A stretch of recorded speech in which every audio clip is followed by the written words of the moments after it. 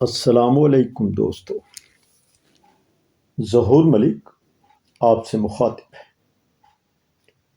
United kingdom کے بڑے سیاحتی مقامات میں سے ایک سٹون ہینج ہے۔ آج میں آپ کو وہاں لیے چلتا ہوں۔ دنیا کے دوسرے بڑے سیاحتی مقامات کی طرح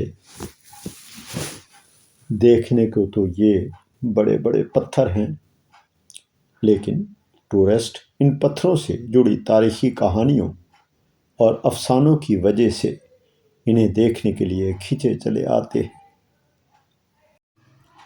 سالانہ تقریباً 16 لاکھ سے زیادہ ٹورسٹ اس جگہ کا وزٹ کرتے ہیں۔ 1982 میں جب برطانیہ میں یادگاروں کے حوالے سے قانون سازی ہوئی تو اس کے بعد سٹون ہینج سرکاری طور پر یادگار کی حیثیت سے محفوظ کر دیا گیا۔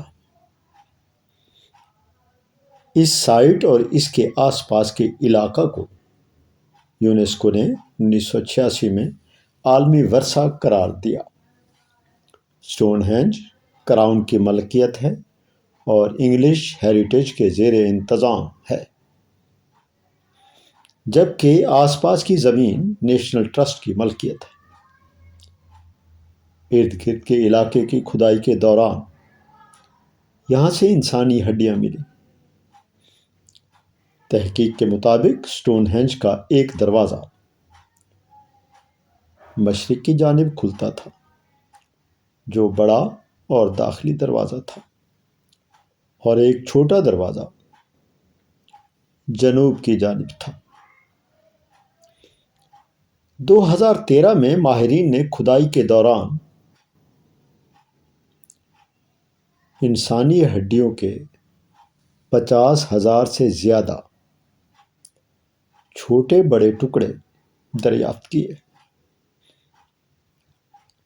یہ 63 سے زیادہ مختلف انسانوں کی ہڈیاں تھیں جو یہاں دفن کیے گئے تھے۔ ماہرین نے انسانی ہڈیوں کے جسمانی اور کیمیاوی تجزیہ سے یہ نتیجہ اخذ کیا کہ یہ مختلف لوگوں کی ہڈیاں تھیں، جو مرد اور عورتیں تھیں۔ ان میں کچھ چھوٹے بچے بھی تھے۔ ہڈیوں کے معائنے قدیم تاریخی معلومات کو ملا کر دیکھا گیا کہ چند لوگوں کے علاوہ اکثریت یہاں کے باشندے نہ تھے، بلکہ یہ مختلف ملکوں کے لوگ تھے جنہیں وفات کے بعد یہاں لا کر دفن کیا گیا۔ اس سے سٹون ہینج کی اہمیت کا پتہ چلتا ہے۔ اس لیے بعض روایتوں میں اسے قبرستان بھی کہا جاتا ہے۔ اگر آپ پرائیویٹ کار پر سٹون ہینج کی سیر کو جائیں تو آپ کو عارضی طور پر بنائے گئے وزٹر سینٹر تک جانا پڑتا ہے، اور یہاں گاڑی پارک کرنی ہوتی ہے۔ یہ سینٹر سٹون ہینج سے 1.5 کلومیٹر کے فاصلے پر بنایا گیا ہے۔ وزٹر سینٹر سے سٹون ہینج تک جانے کے لیے آپ کو ٹکٹ لینی پڑتی ہے، جو کہ تقریباً 30 پاؤنڈ ہے، اور اس میں گاڑی یا پارکنگ کی فیس بھی شامل ہوتی ہے۔ ٹکٹ خریدنے کے بعد سٹون ہینج کی سائٹ پر جانے کے لیے شٹل بس سروس موجود ہے، جو کہ 5 یا 10 منٹ کے وقفے سے مسلسل چلتی رہتی ہے۔ وزٹر سینٹر میں سٹون ہینج سے متعلق نمائش بھی ہوتی ہے۔ ساتھ ہی گفٹ سینٹر بھی موجود ہے۔ سٹون ہینج کے علاقہ سے نکالے ہوئے 250 سے زیادہ نوادرات اس نمائش گاہ میں رکھے گئے ہیں۔ ان میں برتن، جیولری اور انسانی ہڈیوں کے ٹکڑے بھی موجود ہیں۔ اسٹون ہینج کی نمائش وہی لوگ دیکھ سکتے ہیں جن کے پاس مکمل ٹکٹ موجود ہو۔ دوبارہ بتا دوں کہ اس ٹکٹ میں نمائش گاہ کی سیر، شٹل بس سروس کا کرایہ اور اسٹون ہینج سائٹ دیکھنا سب شامل ہوتا ہے۔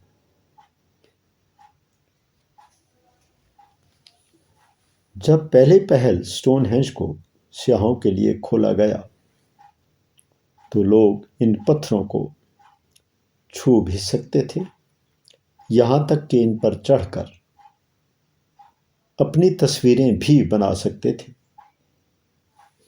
اور کوئی پابندی نہ تھی۔ لیکن سیاحوں کی حفاظت کے پیش نظر قوانین بنائے گئے اور ان پتھروں کو قریب جانے اور چھونے سے منع کر دیا گیا۔ ان پتھروں کو کچھ فاصلے سے دیکھنے اور گھومنے پھرنے کی مکمل اجازت ہے۔ آپ ٹکٹ لے کر دیکھ سکتے ہیں، جبکہ مقامی لوگوں کو مفت اسٹون ہینج دیکھنے کی اجازت ہے۔ یقین کے ساتھ کوئی بھی نہیں کہہ سکتا کہ پتھروں کا وسیع و عریض دائرہ نما قلعہ جو سالسری کے میدان میں سر اٹھائے کھڑا ہے، وہ کیوں تعمیر کیا گیا تھا، یا اس کی تعمیر کے لیے پتھر کہاں سے آئے تھے۔ دوستو، دستیاب حقائق کے مطابق یہ تعمیر پتھر کے دور کے آخری دورانیے اور کانسی کے دور کے ابتدائی دورانیے کے درمیان سر انجام دی گئی۔ بالفاظ دیگر 1800 اور 1400 قبل مسیح کے درمیان یہ تعمیر کی گئی،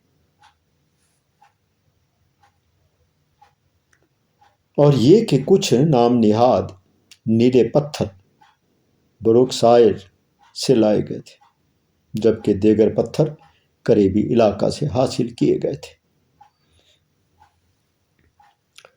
یہ قدر کم رومانوی وضاحت ہے اس وضاحت کی نسبت جو ڈیوفریڈی ماؤتھ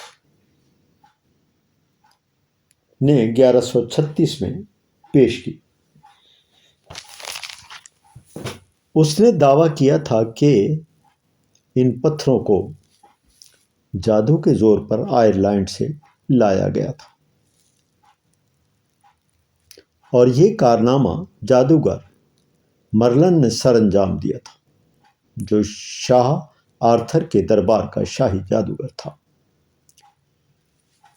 جدید معلومات اس کھدائی پر مبنی ہیں جو 1919 میں آثار قدیمہ کی سوسائٹی نے سر انجام دی تھی، اور ان معلومات کو عام طور پر تسلیم کیا جاتا ہے۔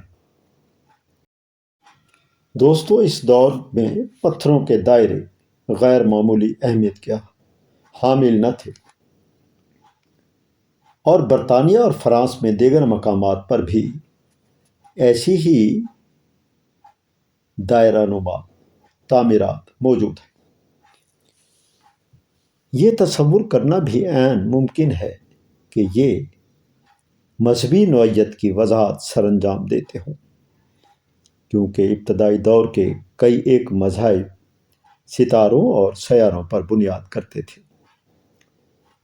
پتھروں کے اس دائرے میں دلچسپ اور قابل دید وہ مہارت ہے جو گولائی کے حامل ناچن کی تعمیر میں استعمال کی گئی۔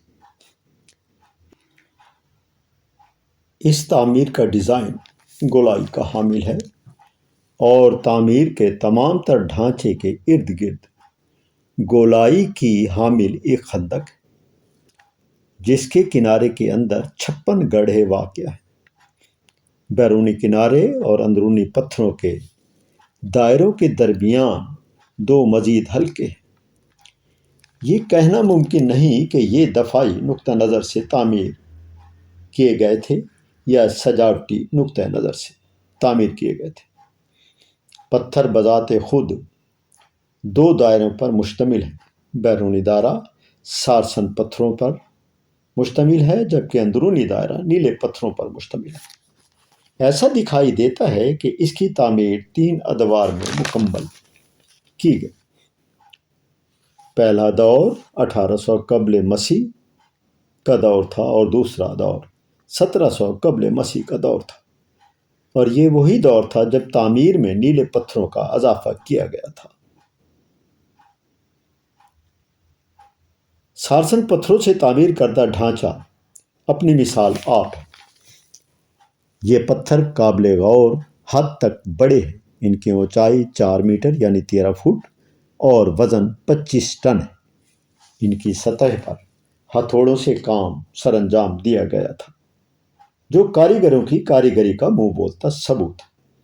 عین ممکن ہے کہ یہ کاریگر مقامی ہوں یا انہیں باہر سے بلوایا گیا ہو۔ اس تعمیر کے بارے میں حقیقت سے کبھی پردہ نہیں اٹھا، لیکن اس کے باوجود بھی دنیا میں یہ پتھروں کے دائروں کا عجیب معمہ ہے۔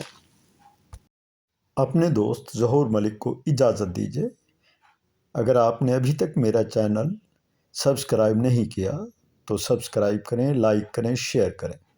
السلام علیکم ورحمۃ اللہ وبرکاتہ۔